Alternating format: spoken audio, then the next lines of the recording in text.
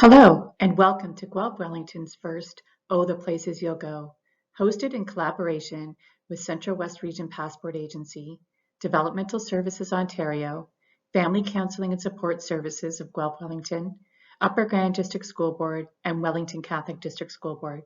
I, Shiona Niven from Developmental Services Ontario, along with Corenda Carpenter with Central West Region Passport Agency, Victoria James from Family Counseling and Support Services, Jackie Spears from Upper Grand District School Board, and Stephanie Zoenveld from Wellington Catholic District School Board, hope that you find the information provided on making the transition into adulthood helpful.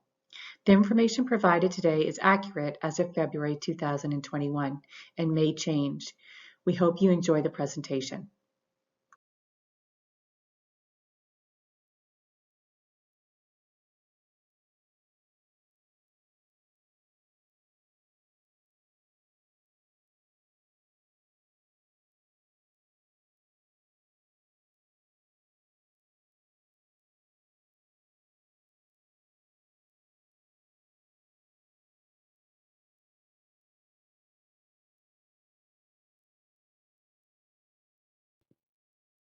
Welcome to Oh, the Places You'll Go, a collaborative approach to support transition planning. This presentation was written by Jackie Spears, Special Education Consultant from Upper Grand District School Board, and Stephanie Zonefeld, a System Special Education Resource Teacher from Wellington Catholic District School Board. We thank you so much for joining our presentation today.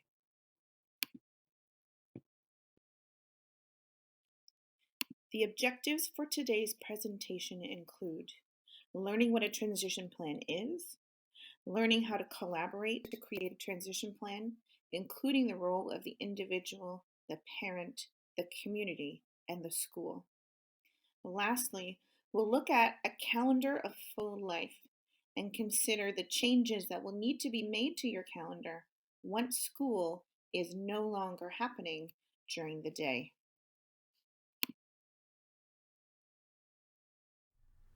What is transition? It's moving from one stage to another. It's a reality for everyone. It's a lifelong process, and it's a time for change.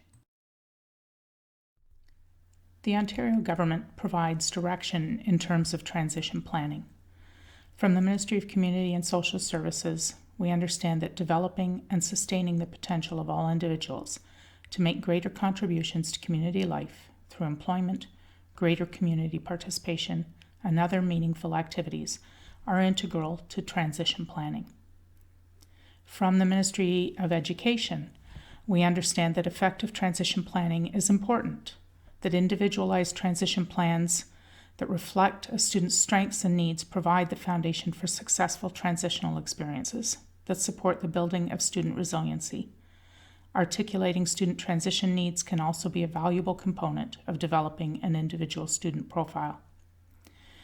The emphasis from both of these statements is that each transition plan needs to be individualized, based on strengths and interests, to include meaningful activities and outcomes, and must be a collaborative process. The role of the individual or student in their own transition plan is crucial.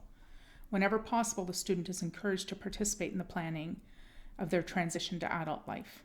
The planning should be person-centered and focus on the individual's voice. It should include them talking about their future to share interests, dreams, and goals, attending meetings and information sessions, and collaborating to complete paperwork, attending transition planning sessions, being collaborative, creative, and proactive, and working to develop their own independence. Your role as a parent is key to the team. You provide opportunities for your child to develop their independence. You talk to the young adult about their future and gather information about their interests and dreams and goals. You would sign joint consents to allow others to work with you on this. You assist the young adult in attending meetings and information sessions and completing paperwork. Attend transition and planning sessions yourself, and be collaborative, creative, and proactive in the process. The community plays an equally important role in the development of a transition plan. They help obtain signed consents to work with the school for transition planning. They assist with attaining appropriate documentation for DSO eligibility. They participate in and contribute to transition planning.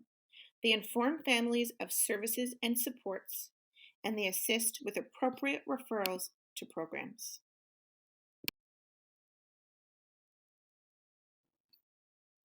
The role of the school in transition planning is also important. They conference with the student to gather information about interests, dreams, and goals for the future. They facilitate collaborative transition planning while working with the community and the family. They develop the IEP and transition plan, which include learning goals to support the transition into adult life. They teach the identified skills and promote independence.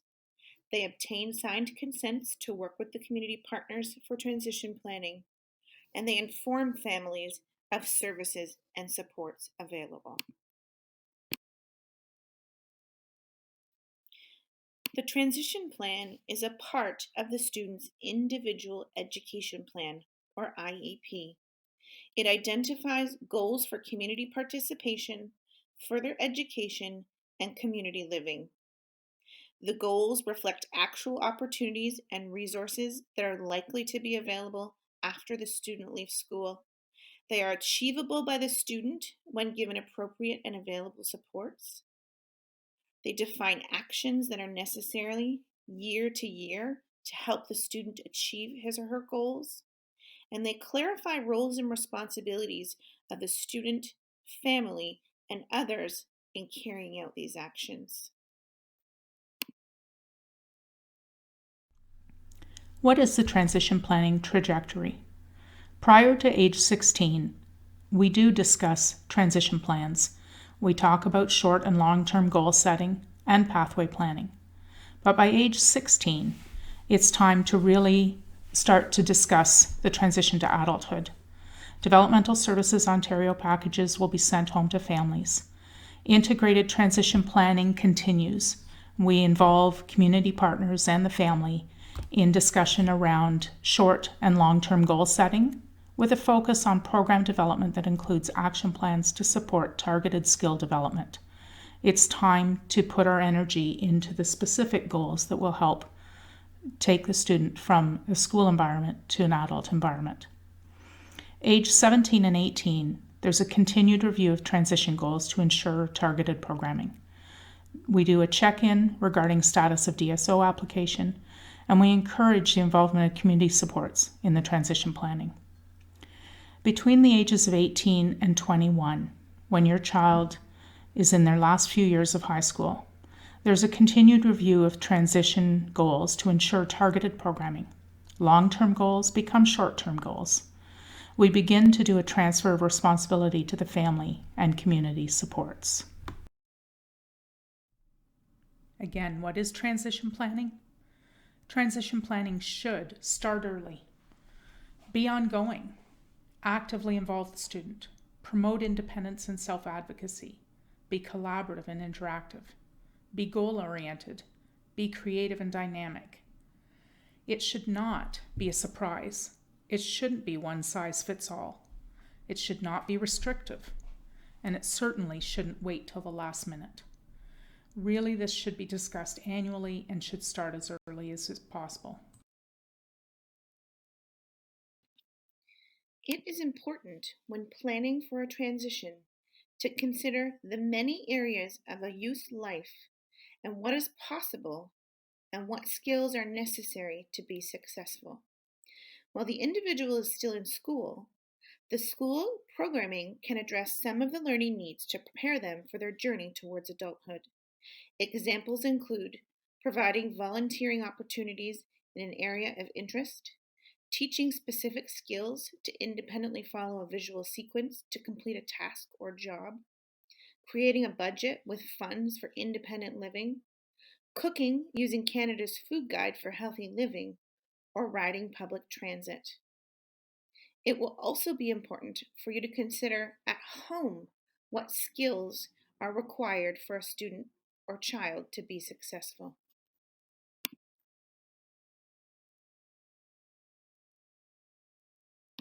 Here's an example of what a weekly calendar might look like for a student who is still in school. You'll notice the green part in the middle are the hours the student spends at school. The gray areas are activities of daily living. The blue look like preferred activities for students, and the yellow look like outside opportunities that include visiting or helping relatives, as well as extracurricular activities. Notice how much time the student or youth spends at school.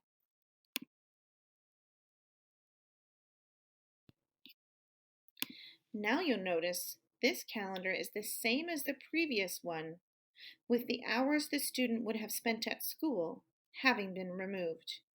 You'll notice there is approximately 6 hours per day that the child or youth will now have to fill with alternate activities and skill building. So, what could life look like after high school? This is an example of a full life calendar showing an individual who may not have regular employment but is able to join in a variety of community activities and find purpose in helping with chores or jobs for family and friends.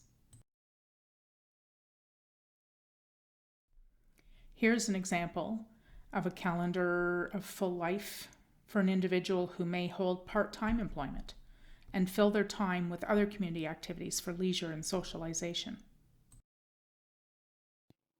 Independence is unique to each individual and will look different for each person.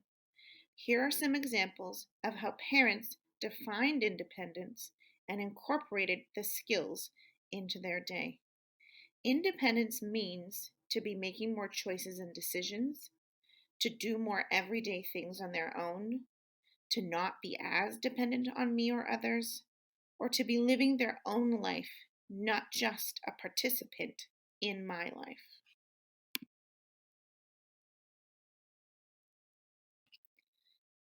The following quote is from The Ultimate Guide to Independence by Eric Gall. We chose this quote because we liked the way that Eric defines the awesome ordinary life. Our role as transition planners is to support individuals to achieve the most satisfying life they can. He defines an awesome ordinary life. We all want our loved ones to have more of their own life, to learn how to help your loved one grow their independence, or as I prefer to call it, capability, and live into their own awesome ordinary life. You might be thinking, what is an awesome ordinary life?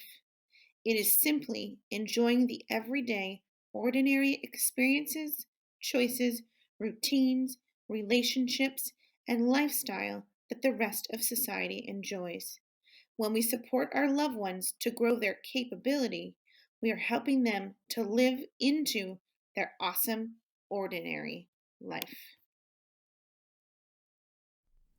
So, leaving school can be a scary thing. To leave behind the friends, the support, and the familiarity of a place where you've been for a number of years. But the possibilities for new things are also exciting. Hence this quote from Fred Rogers. Transitions are almost always signs of growth, but they can bring feelings of loss. To get somewhere new, we may have to leave somewhere else behind.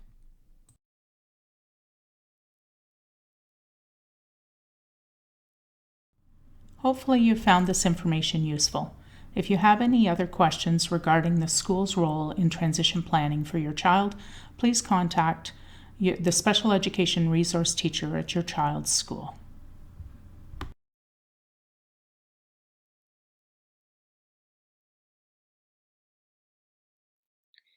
We hope our presentation has answered some questions for you about transition planning.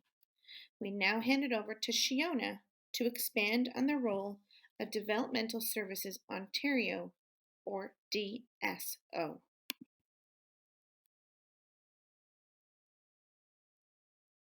My name is Shiona Niven, and I am the Intake Transition Coordinator for Developmental Services Ontario for Waterloo and Wellington regions.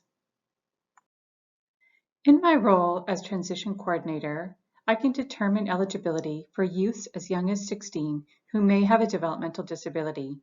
I provide intake for youth 16 to 21, though the DSO is only mandated to work with individuals 18 and older.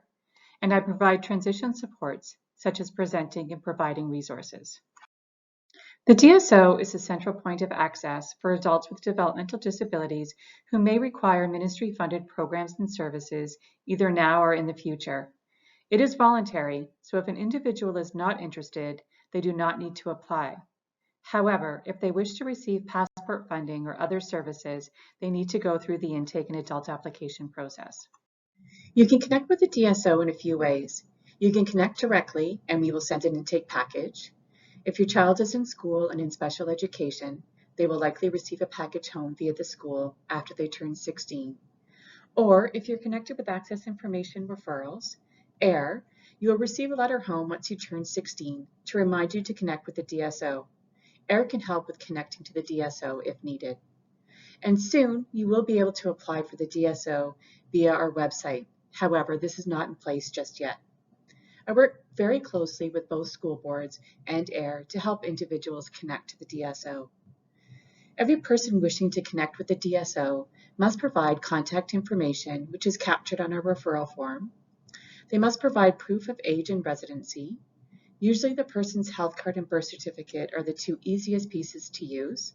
However, there is a list of other accepted documents attached to the intake package if the health card and birth certificate are not easily accessible. And they must provide psychological documentation that confirms age of onset, what's the condition present prior to the age of 18, adaptive and cognitive functioning. The DSO does not go by diagnosis, but rather by scoring or certain psychological terminology in order to determine eligibility. If a person does not have a psychological assessment or has one that is too old, perhaps done under the age of 8, the DSO can offer a funded eligibility assessment. The assessment is not a full-scale assessment, but rather looks at age of onset and tests adaptive and cognitive functioning. There is no cost for this assessment. However, the DSO cannot refer for a funded assessment until the individual turns 18. I strongly encourage people, if they have the means, to pursue a private assessment well in advance of the 18th birthday. Confirming eligibility prior to the age of 18 allows a person to apply for Ontario Disability Support Program, ODSP, at 17 and a half, so that by the time they turn 18, they can start receiving the monthly allotment. It is your responsibility to connect directly with ODSP. A person can use the DSO eligible letter that is provided once eligibility is confirmed to apply for ODSP. If a person is eligible for the DSO, they are automatically eligible for ODSP. If a person is not eligible, or if they're waiting on a funded assessment, they can still apply for ODSP at 17 and a half and go through the ODSP regular intake process, which requires doctor forms and other documents. Once a person has been confirmed eligible, their name will be added to the queue to have their adult application completed. Ideally, we try to start this process at 17 and 10 months so that by the time the person turns 18, we can make referrals for ministry-funded programs and services. The adult application is comprised of 2 meetings that happen within 14 days of each other. Each meeting can take anywhere from 2 to 4 hours to complete. A certified assessor will meet with the individual and at least 2 people who know them well. The first meeting is called the ADSS, the Application for Developmental Services and Supports. The ADSS is somewhat informal and focuses on things such as what makes me have a good day, a bad day, goals and dreams. It also looks at caregiver health concerns. The second meeting is called the Supports Intensity Scale, the SIS. The SIS is a more formalized tool, and every question on this one needs to be asked and answered, regardless if you feel it is relevant. The SIS looks at everyday living. It looks at all the things that we need to do daily in order to be a successful member of society. It looks at living in the home, getting around in community, working, personal relationships, education, and medical needs. Essentially, the SIS is looking at the type of support and how much support is required for the individual to be just like anyone else their age, both within the home and out in the community. After the ADSS and SIS are completed, the assessor will generate an assessor summary report, the ASR, which captures all the information from the 2 meetings and summarizes them. At this time, the DSO will make referrals for ministry-funded programs and services, as long as the individual is 18. Pre-COVID, the meetings would happen either in the home, in the DSO offices, or another private community venue. Currently, and until further notice, the applications are happening via video conferencing. If a person does not have a computer or tablet, their name can be added to the DSO tablet loaning list, or they may request to wait until the in-person meetings resume. The DSO is province-wide, so if you go through the intake process here in Central West Region and move to another area in Ontario, your file will go with you. So why connect with the DSO? The DSO will make referrals to ministry-funded programs and services. We will make referrals for residential, things like group homes, supported independent living, or family home programs. For respite, this can be funds or out-of-home respite options. Clinical services, such as behavior consultations, social work, healthcare, or speech and language. For service coordination, and for community participation, such as day programs or employment supports, along with passport funding. I should note that everyone who is deemed eligible for the DSO is eligible to receive $5,000 in passport funding per year. And once the adult application is completed, it is sent to the passport agency to be added to the registry to receive more in passport funding for if and when funds become available. Passport funding is not an immediate release of funds. A referral will be sent to the Central West Passport Agency, and once processed, they will send a package home. This package must be completed and returned before the funds are made available. Karenda will speak to this shortly. This is a transition flow chart to provide a visual on when to start your transition into adulthood. At 16, connect with DSO and confirm eligibility. At 17 and a half, connect with ODSP. At 17 and 10 months, prepare to have your adult application completed. At 18, a referral for passport funding will be made. Between 18 and 20, continue working on a transition plan. And at age 20 to 21, start thinking about what other services you may require as you prepare to leave school, such as employment supports or day programs. The information provided is to give you a general understanding of developmental services and how and when to connect.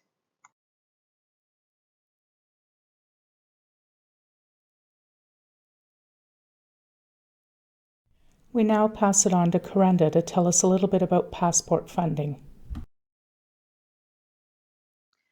Passport funding.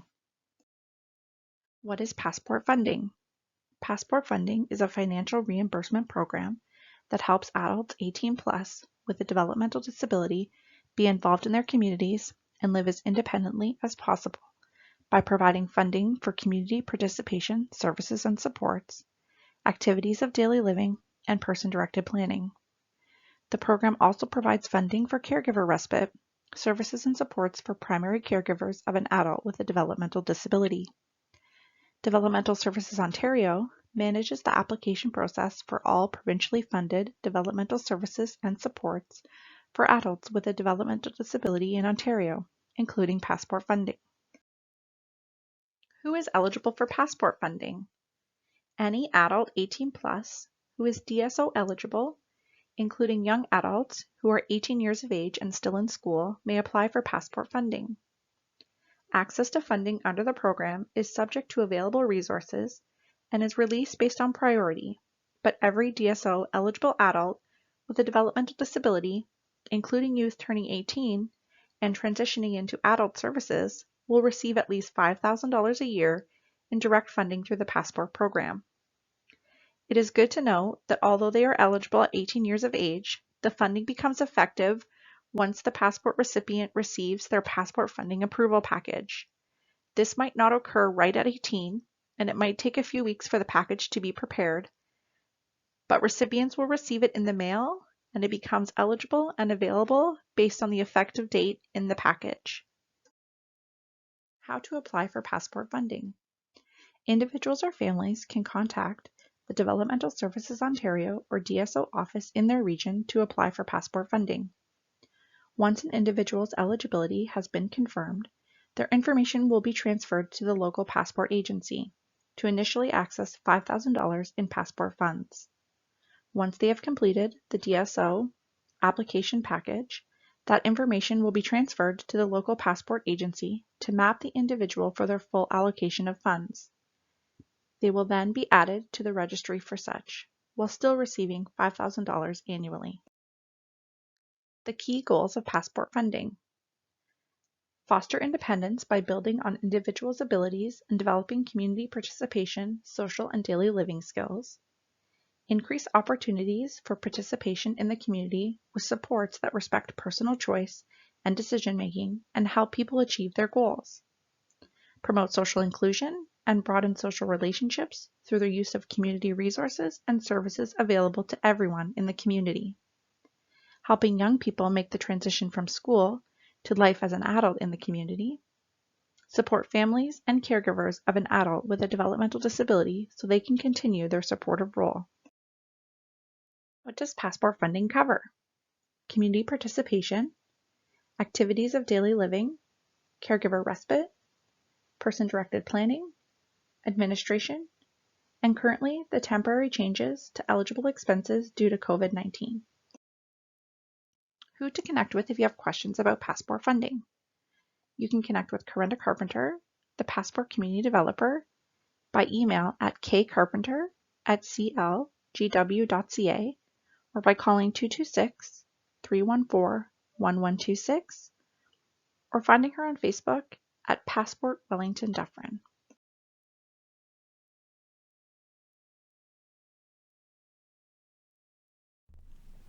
And lastly, we'll hear from Victoria about service coordination.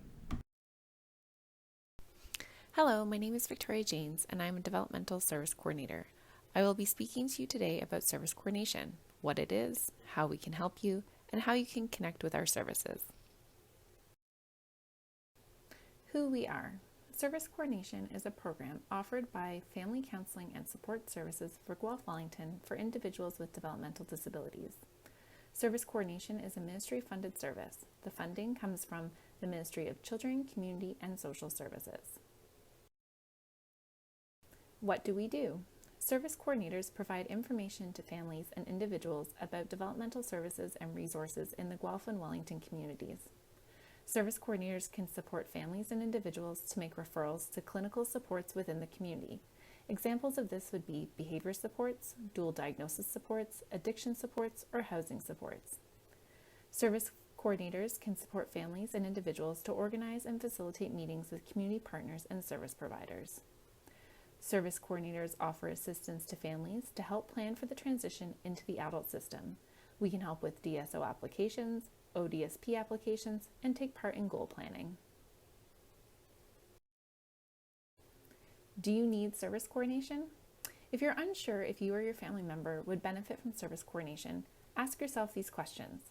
Do you have trouble understanding the support system in our community? Do you want assistance finding help and information about services? Would you like help planning for the future? Are you a parent with a child who isn't sure what supports are available? If you replied yes to all or most of these questions, a referral for service coordination may be helpful. A service coordinator will remain attached to a client for as long as they are living in the Guelph-Wellington area and needing developmental services. Sometimes it is nice just to know there is a person you can reach out to when you are unsure of where to find an answer to your question. How to connect. There are two ways in which you can inquire about service coordination. If your child is under 18 years of age, you will need to call Access Information and Referral to inquire about eligibility for child developmental services. If your child is eligible for child developmental services, you can inquire about a referral for service coordination. If your child is 18 years of age or older, you will need to connect with the DSO for adult developmental services. If found eligible for adult developmental services, you can inquire about a referral for service coordination. Congratulations, today is your day. You're off to great places. You're off and away. Dr. Zeus said it very well. Oh, the places you will go.